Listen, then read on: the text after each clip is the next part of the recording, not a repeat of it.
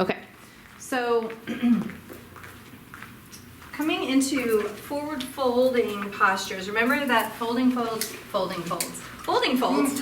forward bending or forward folding postures are going to be calming to the nervous system. They're going to help to release tension that we hold in the back body. They help to bring the nervous system back to that rest and digest nervous system. So, you know, that's the intention behind why we would include forward folds. We're not going to get through everything, so we're going to kind of start, you know, picking and choosing, but everything is here for you guys. So, you know, it's just applying what you already know to a chair, so you have it. But we don't have child's pose as an option if we're in a chair, right? But we do have like a variation of child's or rabbit where literally, you know, we bring the belly toward the thighs. And once the belly is resting on the thighs, we have that support. We can let the head hang down. This actually feels really yummy, right? So the hands can hang, the hands can be on blocks. You can, you know, wrap the arms elbow for elbow in front or even behind. And see how that feels. Keeping the shoulders away from their ears while you're here, but having that nice support on the front body. Okay? So then moving ourselves up, on page 272 in your wall book, they show a variation of child's at the wall. Basically, that's just a heart opener. So walking the hands up the wall is going to help really release the shoulders and open up, you know, the front sides of our shoulders, stretching into the heart space. Okay, so, and the higher you walk up, the more stretch you're going to have. So that's kind of what you're looking at there. But we can get that in bear or half dog on our chair too. So go ahead and come, let's start with the back of the chair toward us, okay? Because obviously it's going to depend on how much range they have available to them. So we're going to walk the feet back, these are feet, about a hip width distance apart. You're going to bend your knees and begin to press your chest toward your thighs. Oh look, and I've got my butt against the wall, nice. That feels good. And then we're just going to melt the heart here. So you can make it restful where you're just relaxing into it, or you can hold on to the chair, really chamber those shoulders back and down, hugging the shoulder blades on the back side of the heart. And then if we want to add a little to this, lift the heels. Yes. We keep breathing. And with that wall behind us, we have lots of really nice support, right? If we didn't have that, it would be more challenging. We'd be like holding ourselves up, okay? So float those heels back down, come up for a second. The other variation, which is going to make this a little more challenging, is flipping the chair around, seat of the chair toward you, walk the hips back, bend those knees, belly, rib cage toward the thighs. Nice long arms, shoulders away from those ears, and maybe you lift up on the balls of the feet, maybe not. Maybe you keep the heels down. Okay, but having that beautiful stretch into the upper body. As we begin to lift the heels and really hug the navel in, now it's going to start to activate the core muscles and the muscles of the legs a little more, right? So go ahead and walk forward. We're going to take that, I think we go right into down dog here. We do. Okay, so we're going to just take that right into down dog. So walk the feet back. Hands are on the chair. Now, remember, if they have hand-wrist issues, they can be on the forearms. You can bring the hands together. So for Nora like says that she, you know, even if she has like the fist or she's pushing down, that can cause pain for her. So try bringing the hands together. I've done that. I did that earlier. Okay. So, and then, you know, wherever you're at, we're walking the legs back until we feel that stretch. Heels pressed toward the floor. Feet are about hip width distance apart, toes angle in slightly. Tail is pressing back and up. Heart is melting, softening toward the floor as the shoulder blades draw back and down. And then the crown moves toward your thumbs. And then remember, we can do this on the back of the chair also. Go ahead and walk the feet forward. Let's turn around, let's take it to the wall. Hands to the wall at whatever level, guys. So here's what's cool. Now you can gauge how much of a stretch you get. So the higher the hands, the less of a stretch, right? So if my hands are high and I walk my feet back and I'm melting my heart, if I start to bring the hands down, now I'm getting a deeper stretch into the backs of the legs. The more I drop those hands, the more I feel it in the backs of my legs. But we're pushing into the wall. As you push into the wall, chamber the shoulders back and down.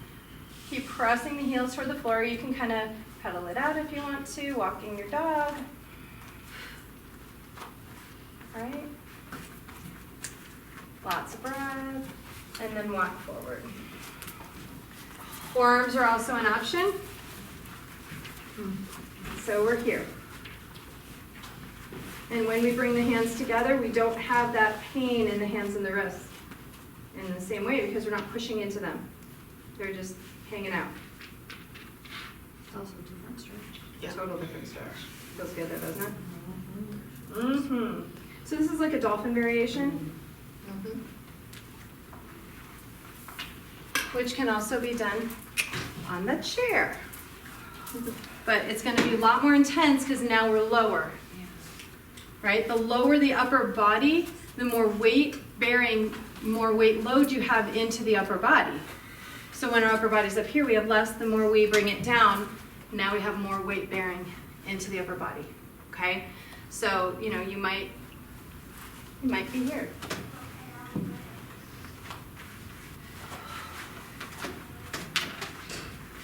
And you can do a plank from here. You can. We're going to get to it. Oh, okay. Can I go back to the child pose real quick? Sure. You can actually do one seated, either with another chair or a table. Oh, nice. Oh. Yeah. Great. Or walk. Yeah. Oh, yeah. Yeah. You could do it like this. Yes. Okay. So, laying. Oh, good call. We're playing now. There it is. That's cool. I like yours, Shirley. Yes. It's all about the less So is maybe the more. legs Didn't are- you have that message? Work Yeah, smarter, maybe less is not more. harder. Legs can be wide, legs can Work be smarter, together. not harder. Smarter, Smarter, not not harder. harder. Tell my kids that all the time. Be smarter, not slower. Nice. Yeah, You look can at even tuck your legs together. Yeah, for sure. I do. Look at And now never anything. Modified Just dead man's here. pose. Right? On the chair. It's good stuff. So the ones that we did are pictured, so the downward dog is on pages 91 and 61 in the wall book. And the standing forward fold, we'll go there now. All right. So again, 2 levels of standing forward fold. So with the back to you, we bend the knees. Remember, Keith always said, bend the knees, belly toward the thighs. Maybe this is forward fold. Okay? Maybe the chair turns the other direction and you're stacking hands here, or you have the arms apart, whatever, and resting the head here. Okay? And you've got something to rest the head on. But you want to make sure that you have those knees deeply bent, belly toward the rib cage, spine is supported wherever you are. All right, so back up, come to the wall. Walk enough forward from the wall that you can start to bend those knees and then bring your forearms to your thighs. Okay? So this is a little bit more of a quarterback position. But then maybe, they can have a block in front of them and start to release their head down, coming into a forward fold here. And then if You you, can also feel your sits bones here too. oh yeah, You you know, feel how you're grounding into those sits bones against the wall. especially if you have trouble finding them, you know, Mhm. underneath all the padding. But we're not going anywhere. We're not gonna fall over, you know? And so what I love is that like we can kind of like work our way down at whatever level, you know? And you could even have the chair here and you could be using both the chair and the wall. Okay? And then if you really want to get crazy, you face the wall. That's like advanced variation of forward fold and walk toward it to get a deeper fold with the back against the wall. Almost like an inversion. Yeah, it's a super awesome back stretch, hamstring stretch. Yeah. One of my favorites. You wanna show her? I do, absolutely, because I love She it. loves it. Oh, wow. Oh. Yeah, and you just keep walking closer and closer and notice it's getting rid of the bubble in the upper back. Right. And everything's supported. And everything's supported. And you can control the depth by how close you get into the wall. You guys like it? It is a lovely, it's a lovely Yeah, back and release. It gets rid of that So knot. for athletes, this is the one I show, well, I show them both. This is the one that once they get it, they love it. Because they're a lot tighter than, you know, general population. Yep. So now, let's say Do you you feel wanted someone to be able to get the benefits of a deep forward fold, but they don't have that kind of flexibility, and it's easier to get it with a wide leg forward fold. Would you kind of encourage the wide leg? Wide leg. Yeah, I'm Absolutely. sure. Yeah. You can do everything the same. So everything we just did, you can do this way, you can face forward, you can, And they just control it by how does that feel in your hamstrings and your calves, right? Because you got the wall back there behind you. Bend your knees a little bit more. yummy. It's super yummy. Just watch how they're coming out though too. because Going that deep into an inversion for those of us that maybe have a little bit of low blood pressure, watch how they come back out. So that is the next one. It's standing open angle forward fold, and then you can add the twist. So I just showed that. So you know you can have it against the wall. You can be here. You can come down further. We can add a twist, right? So all things the same. It's just taking the legs wider. And then bending as needed. Using blocks. If we're just using the wall and we're not using the chair, blocks are great. Okay, so pyramid, standing with the chair facing us, again, you could have it the other way around if you have less folding, ability to fold forward, so that you could have the back of the chair facing you. Either way. We're gonna let's step the left foot back, and then toes point mostly forward, so that back foot is gonna face forward. Make sure you're not on a tightrope, so you might need to toe heel that right foot to the right a little bit, so it's like you're on train tracks. Ground down evenly through those feet, so we're not leaning forward or back, okay, but we're plugging into those feet. And we can stay here in this upright variation. So, you might be on fingertips, you might be on the hands, we might need additional height here, using a block, whatever. Maybe we don't need this height, but we need something in between, and that would be like where you could put a block, okay? And then as it becomes available, maybe you can begin to fold out.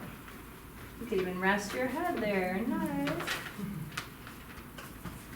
Feels really good. But keeping that spine nice and long and straight. Okay? Hold on, let me see. They said 216, 219. What did I want to see here? 216. Pyramid at the wall. So she's just basically positioned her feet. She's done it two ways. One is just having, the foot back there. I don't know that this is providing much value, but what I do think provides a lot of value is this. Okay? So now you just change it up, switch out the legs, so that, you know. And then look, now I can use the wall to start to, oh my gosh, I have so much length. We're hugging that left hip in and back, we're squaring the hips, leveling the hips, but then we can melt as, you know, walk our hands down that wall. But press into the wall to draw the shoulders back and down to keep that shoulder draw, so we don't get that rounding in the upper back. Crown moves forward. Shirley, you just touched and you were completely confident and comfortable doing it. Oh yeah, I am in these situations. Oh. But I just don't necessarily use them in my In classes. Use what? Oh, I was just helped her with She was it. adjusting me. It's just in the hips. Because I was going, Hips. Emily doesn't mind it if I touch her. Just like In this setting. Yes. Outside the yoga studio. Okay, outside. you're welcome. A little less excited. So I love to do pyramid lunge combinations. Like, it's one of my favorite things to do. And we kind of talked about that a little earlier. So, you know, we can be in that lunge, we can, you know, press the foot back, come back into a pyramid, come back into a lunge, you know, and you can kind of do that rocking back and forth action, which is really nice. You can also, you know, play with that high variation, you know, and do like a little flow. Take that down, exhale, forward fold, inhale back, all the way up. Exhale, float the hands down, take the hips back. Okay?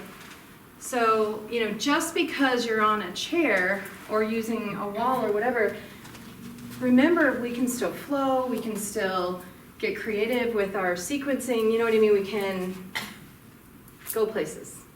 So it doesn't feel like, okay, chair, okay, you know what I mean? Like on each side, like get creative, build your sequences and play with it a little, add some breath and movement, add some flair. Flair. All right, and then seated forward fold. So you see a variation here where we can have the legs extended. What I like about seated forward fold in a chair is that we can gauge how bent we want to have our knees, right? So, I mean, I can start with that more rabbit variation. I can start to straighten those legs a little more as I have a little bit more flexion in my spine, you know, until I'm able to maybe like reach them out further. But you also can do a one-legged variation. So you might scooch up kind of the edge of the seat here, and then we can, oh, hello hamstring. Hamstrings, right? So we can do one leg, then the other. You know, and then you can play with like, okay, you know, how far away can I get my feet as I fold?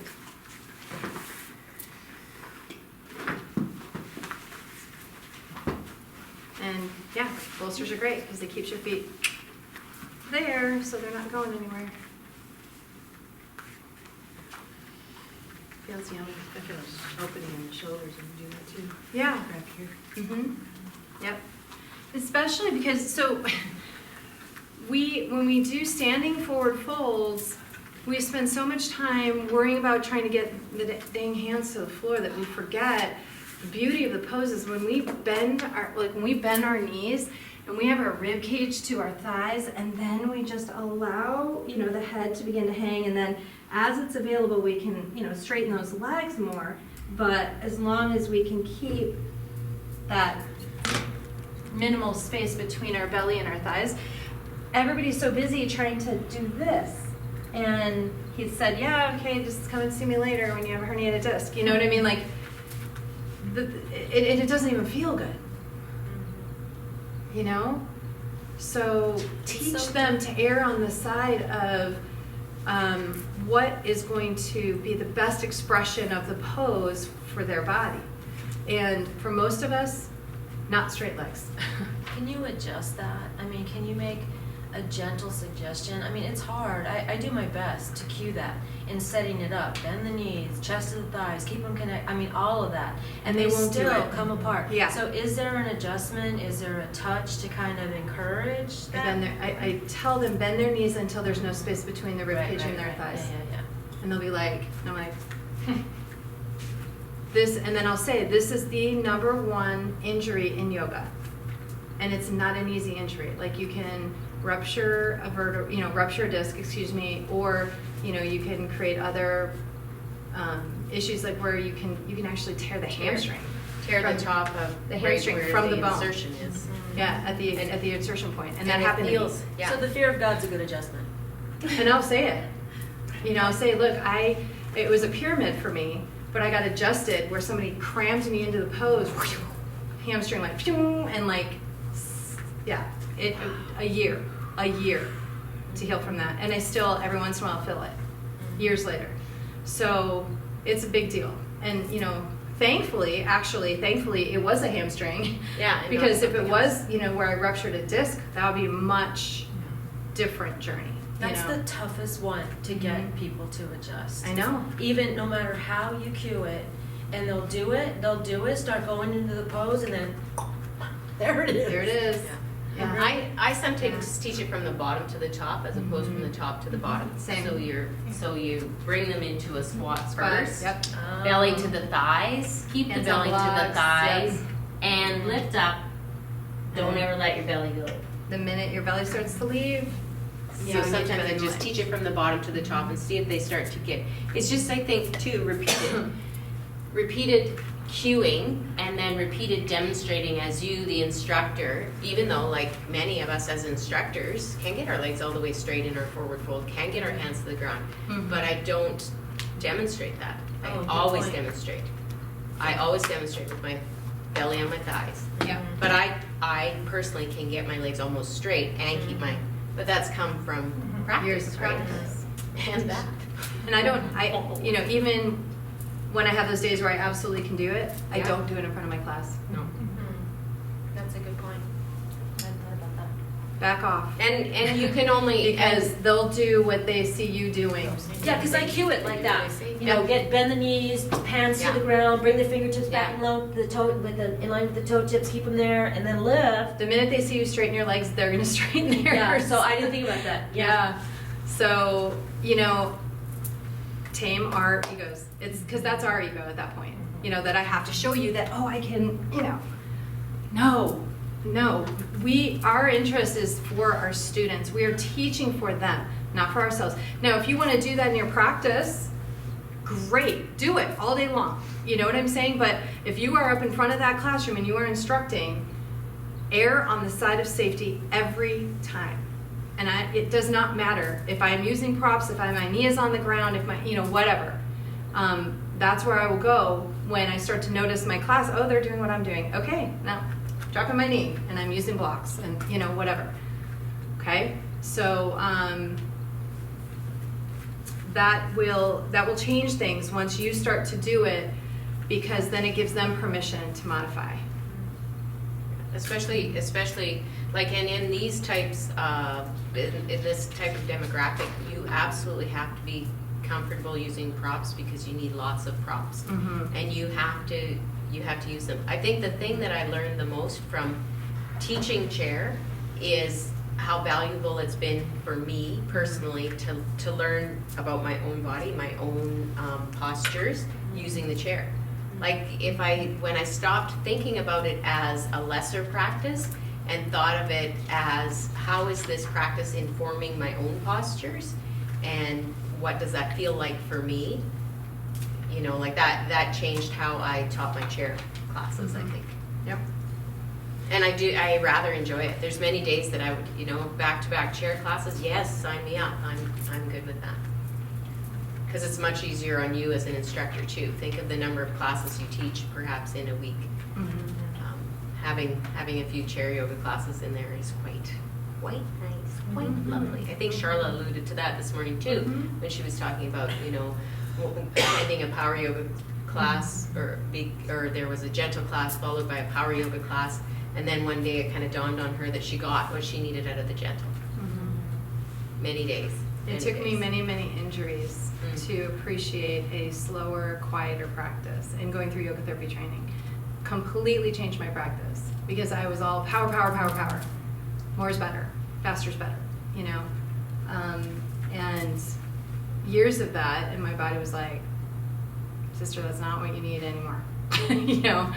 And now I really appreciate the balance, you know, yin and yang. And Langana, Brahmana. Brahmana is that intensity, that heat in your practice. The Langa is the softer side of the practice, the more stretching and opening side of your practice. So balance. Mm-hmm. And I remember all the things that Heath was talking about, he attributes to imbalance. And by the way, he's not alone. If you look at any Ayurvedic philosophy, everything that they talk about is due to imbalance. And if you look at Taoist philosophy, every injury, every illness, every suffering, everything is due to imbalance. Okay? So this is where we, you know, balance our own practice and teach our students to balance theirs. Yeah. All right, so backward bending poses are going to be energizing. They're, you know, going to help to open the front side of the body, so opening the chest. They counter the effects of cachewed spine. Remember how he said, man, you know, for all these spinal injuries, we could get people doing more back bends. Back bends are so vitally important, and we spend so much time in this position that our pectoralis muscles get really tight, our core goes weak on us, we overstretch the muscles of our back, we lose the strength in our rhomboids and our trapezius, you know, to keep the shoulders drawn back and down, and our lats get weak. So, you know, we have to find that counter. Back bends, when activated properly, are not just opening, remember things work in opposition to one another, they're not just opening the front body, they're strengthening the back body at the same time, okay? Countering the effects of that rounding that we're in all the time, okay? So cat-cow, you know, we can do it from here, you know, but we're gonna go ahead and take it to our chair where we're standing, because this is also gonna take us to tabletop. So, listening to your body, if you have hand wrist issues, hands are going to go on the seat of the cushion, gosh darn it, the seat of the chair. Okay, so feet are about hip width distance apart. Need the Thor. Oh my god. The Thor. But you want to make sure your arms are wide enough. So sometimes I actually will pivot and have my hands hanging over, my fingers hanging over the edge. I actually like this feeling, and look at how it opens my heart. Oh yeah. Nice. All right, so we're in a nice long straight line. So here's our tabletop. By the way, we can do tabletop extensions. You can take that foot back. Right now we have a wall behind us, but you can lift that leg. You can even add the arm or do one or the other. So there's your tabletop, right? You can also pick up your back leg just holding, and that's a variation of Warrior 3. Okay, so like this. Okay, so here's a variation of Warrior 3, and oh, maybe I can reach my arm out, do one arm, practice doing the other. Okay, so cat-cow. On the inhale, we're gonna lift the tailbone up, press the navel down, slide the heart forward and lift the crown. On the exhale, curl the tail under, draw the navel in, round your back, chin to your chest. Inhale, lift the tail, press the navel down, slide the heart forward, lift the crown. Notice I start at the bottom and work my way up to the top, both directions. Curl the tail, draw the navel in, round the back, chin to your chest. Okay? And then you can come neutral and back up. All right, so cat-cows we know we can do from a variety of different shapes, right? But this is the one where it's gonna give us that tabletop feel. Okay, so it's most closely replicating what we would do on hands and knees on the floor. Okay, but you can do cat-cow from a wide open A, you can do it from, you know, standing, you can do it from that seated position on your chair, you can, I love to do it from a chair position, so I love to like be here and be like, this is like amazing to me. But, you know, obviously it's gonna, and you could have your seat here. So now we're, you know, really, ooh, pressing that curly hat. You can really feel it press against the wall. Lift that tailbone up. Slide, oh my goodness, that makes a difference. Curl that tail under, draw the navel around your back. Okay. What I like about that is it gives them the picture, because I think that's the hardest part when you're cueing them, the picture of lifting the tailbone. Yeah, you can When you feel on it. the wall. Like, Yeah. Yeah, That's and then when you cool. curl it under, you can kind of feel it, Yeah, ooh, yeah. tucking it under, yeah. Feels nice. And then fish is just flash dance. No.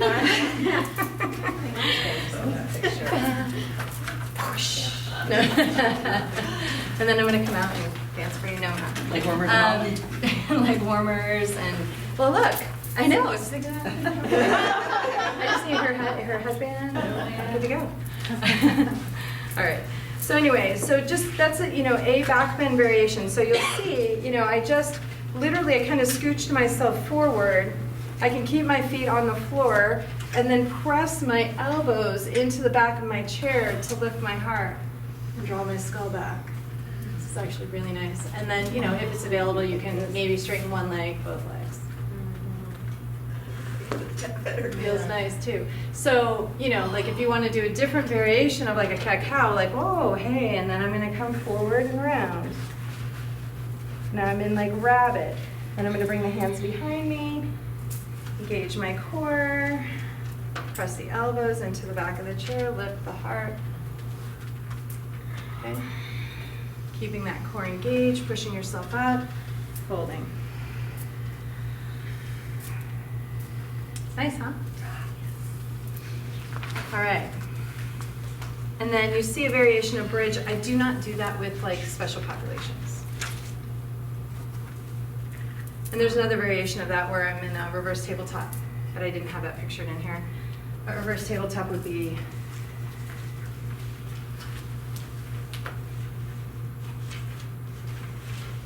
right? I mean reverse plank, sorry. This is reverse, like a reverse tabletop, which is my kind of like my bridge. Okay? What are we on? Twisting. All right, let's see, how much time do we have? I have some shoulder mobility exercises I use per chair that I Okay. use almost every week. Mostly because my own shoulders are so tight. Would take about 5 minutes. Go ahead. Do you want to do? Yeah. And a sun salutation. Yes. Flow. So these are some that I use almost every time I teach chair yoga class, and I think because I personally have tight shoulders and I find a lot of tension and tightness up there, and I have participants who have shoulder issues. You know, and from a functional perspective, they start to lose the ability to reach up over their head, right? So we do a lot of just movement for the shoulders. So I'll have them come to the edge of their seat, and then if y'all, why don't y'all join me? Because you'll get to see how it feels. So sit up nice and tall, drop your shoulders, engage your core, keep your elbows tucked, and imagine you're holding a platter. And as you exhale, take the hands out, but keep the elbows tucked. Inhale, fingertips come to touch at the top. As you exhale, you come back down. Now your fingertips are going to brush your hips and reach back. So it's full range of motion of the shoulders. So start in your platter. Take the arms out. Inhale, fingertips come to touch. As you exhale, you come back. Now the fingertips brush the hips and you reach back. That's it. So that's one we do. Another one we do is just basic rainbows. So you take them into a spinal twist. And so I've got my left hand on the outside of my right thigh. As you inhale, reach the hand up, let the gaze follow the fingers. Exhale as you bring the hand back behind you. Inhale up, exhale, float it to the outside of the thigh. Good, one more time. Inhale, reach up, exhale, reach back. Inhale, reach up, and exhale, reach back. And then we would do the other side. So, yeah, so let's do that 2 times. Inhale up, So like, exhale, back and down. And inhale up, and exhale back and down. One more time, inhale up, and exhale back and down, and inhale up, and exhale back and down. So those are some things that I like to do always at the beginning of my class, you know, with the neck movement and then bringing in that shoulder movement, so it gets you're spending that time doing some sort of a dynamic warm-up, so it gets it moving. Another one I use it whether I'm in chair class, sometimes I use it just in my regular classes, is just a little mini vinyasa. So from seated, inhale, arms to shoulder height. Exhale, forearms come to touch. Inhale, reach up and look up.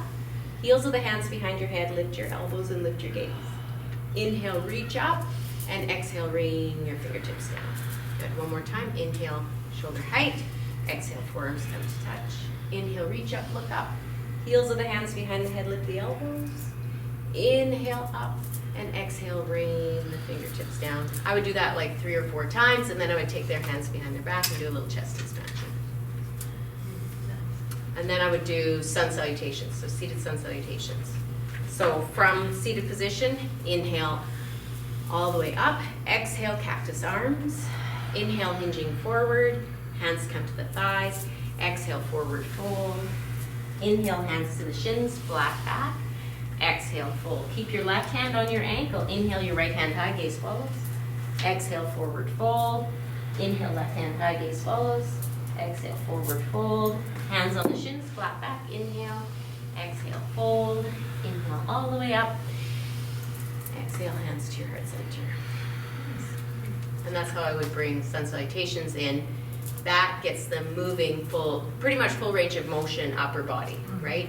And brings the heat up in the body. I would say you can feel the heat coming up already. Yeah, it gets them warmed up, gets them just moving in general, and they can follow that. It's nice and simple. Pretty much everybody can do it. I mean, even if they can't raise their arms all the way up, they can take their arms out somewhere in cactus arms. They can fold to a degree. They can come to half lift. They can get a little twist, and it incorporates the breath with the movement. You can also do, so I would do some series A's with them this way too. So, inhale, sweep high. Exhale, bend the knees, release the hands to the chair, forward fold. Inhale, half lift. Exhale, fold. You can add that twist if you wanted. So inhale, half lift. Left hand down. Inhale, right hand high, bend that left knee. Exhale, hand down, forward fold. Inhale, lift. Bend the right knee, right hand down, left hand high. Exhale, hands down, bend the knees, forward fold. Inhale, sweep high. Exhale, hands to heart. So the same thing as what she did seated, but standing with the chair. Yeah. That was good. Yeah, and available. Yeah. And you can even do push-ups with those. You can. We'll get there. If they want to. We'll get there. They probably do. They don't care. So seated twists, you guys, you can do, you can have the legs apart, you can have one leg crossed, you could have, one leg extended out, where you're kind of on the edge of your seat with one knee bent, so more of a single leg variation, right? So if we were on the floor, we'd have one knee bent, right? All the same, mechanics, it's just depending on what foundation you decide to set for them. But we want to make sure we have length before twist. So ears over shoulders, shoulders over hips, that, alignment, spine is the line. We don't want to twist on a jacked up spine, right? Compressed spine, rounded, not good for the spine, okay? So, it's teaching them that alignment first. So we're going to do all the alignment cues, lifting through the crown of the head, lengthen first, then take your left hand to the outside of your right leg, bring your right hand behind, take a hold of the back of the chair. Maintain the length in the spine, and then begin to rotate your torso to the right, bending into that right elbow. Keep drawing your right shoulder and lung back. Left shoulder comes forward slightly, but not rounding. Gaze goes over the twist. Maintaining the length, inhale, and return back to center. So when you're cueing it, or like Shirley did, then you can cue it this way too? You could, Yeah. absolutely. Yeah, you can bring the arm up and around if you want to. It's just, So starting it that way first, then Either way. then adding the arms probably the best way to do it. Yeah, I typically take them to a twist, get them here, get them to lengthen, and then as they're lifting their hands, they automatically lengthen and come back and down. And then so it's the inhale, they're lengthening as they come through that. And then exhale Rainbow. twist. But I do teach them the mechanics of the twist before I start to flow them. Always teach them that first and then start to move them with their breath. Yeah, and so, you know, if you have the leg crossed, now you're getting a little stretch into gluteus medius and the IT band. You know, we're getting a little bit more stretch into even the SI when that leg is crossed. So just, you know, knowing your variations, like what do you need, what do they need, what are you trying to get out of these twists for them? This one just I love because I get that little hip stretch at the same time. But then, you know, that single leg variation, now it's changing it a little bit because, you know, we've got that leg extended, so it's a little bit of a hamstring twist, but now, or hamstring stretch, but now, you know, same principles of our twist apply. Lengthen before twist. You know, so you could lengthen and then bring it down, or, you know, place the hand lengthen first, then twist. Okay? So those are all yummy variations. All right, so we're going to stop there for today, for now, I mean. We're going to get everything cleaned up so we can get over to our